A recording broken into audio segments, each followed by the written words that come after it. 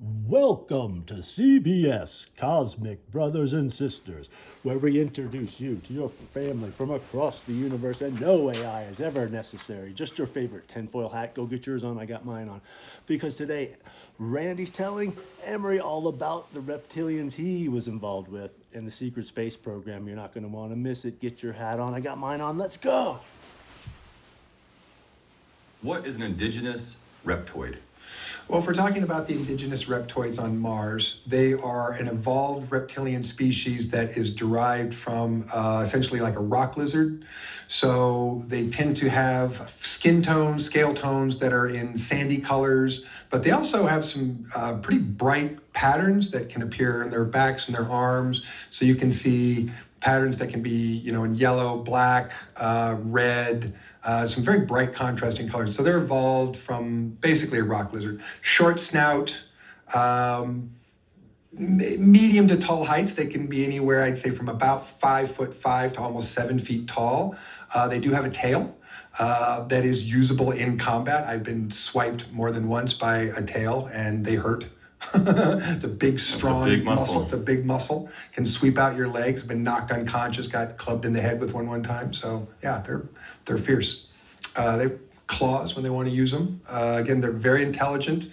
They prefer hand-to-hand combat. And one of the things that they use with their own psionic abilities is essentially to make our projectiles curve around them. So sometimes at a distance, not much effectiveness would occur, and we would have to close the distance and engage. And really what is almost a primitive 1400s to 1800s style, ground combat, where you're either getting close with a bayonet or, rushing across a field and, just brutalizing each other up close. Did you see them have any weapons or equipment of sorts? Not in the field. When they were on the field, they tended to keep it very, very simple. When we spent time with them, they definitely had a technological ability to make tools, items that were very sophisticated, but they didn't use much technology in their day-to-day life. They really chose to live in a very simple, hands-on, low technology reality, but their ability, and I'm pretty sure the technology that they had out of sight, was very advanced.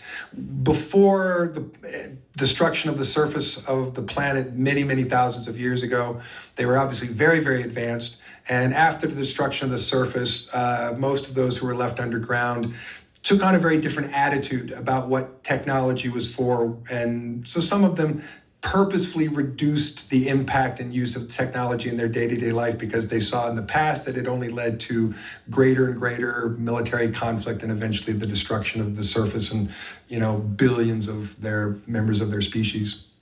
So they're obviously a master of telekinesis because they can move projectiles. Oh, yeah. That means they can probably move you. Oh, yeah. I observed what I would say, a small division of indigenous reptoids bring down a draconian drop ship at speed into the ground so that when it slammed into the ground, it broke into millions of pieces. And they did that with a psionic telekinetic grab and pulled it right down to the ground as a group. That's what I was going to ask. Yeah, was it a group, effort? Yeah, all their hands went up at the same time, went down at the same time. And as they made this motion, the ship just slammed into the ground. And I need to emphasize, at speed. They didn't just bring it down to the ground. They threw it into the ground at speed so that when it hit, it just broke apart into millions of pieces. Were there people in there? Oh, yeah, absolutely. The dropship had already sent out a small battalion of draconians that were decimated by this reptoid battalion. And then as the ship tried to leave, they just grabbed onto it and slammed it right back into the ground. What is a draconian? Oh, draconian is another reptoid species, but they tend to look more like a crocodile or an alligator. So they got a long snout, dark green skin. Some of the higher echelons can have wings, can be winged. Some of them can be very tall. As a species, they tend to be the a-holes of the galaxy and very aggressive. Their main tactic and strategy is fear. And so they love to make people feel like they're super strong, super terrifying. Oh, they're so powerful, we can't possibly beat them, but they bleed like everything else. And so once we started to understand that their main tactic was to make us feel intimidated, we became less intimidated. So they're not so much of an issue. I mean, they're militarily challenging, but we have certainly met them in the field of battle and won. So these indigenous reptoids, what was the language like? Well, I think the most important distinction is they have a different tongue and a different palate. So the sounds that we make, we may not think about it, are very unique to our tongue and our palate. They're sounds that are biologically distinctive to what the physiology of our mouth and our tongue and our lips can do. So in the same way, the sounds that they make for their language really are dependent on that biological relationship, again, between, mouth, teeth, tongue, palate, and so forth. I would say a lot of their language involves sort of guttural sounds, some kind of hissing sounds, as well as clicks.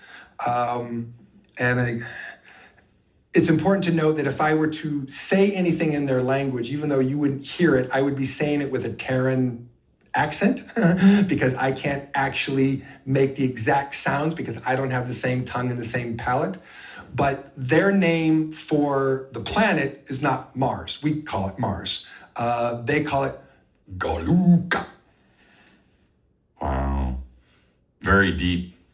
Yeah, and again, to be honest, I'm saying that very badly.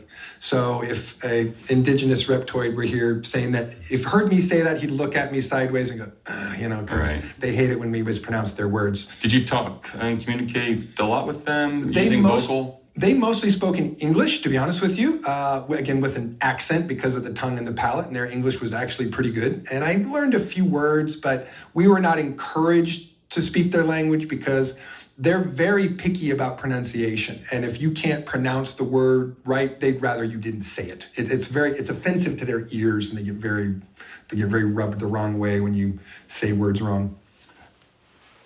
Wow.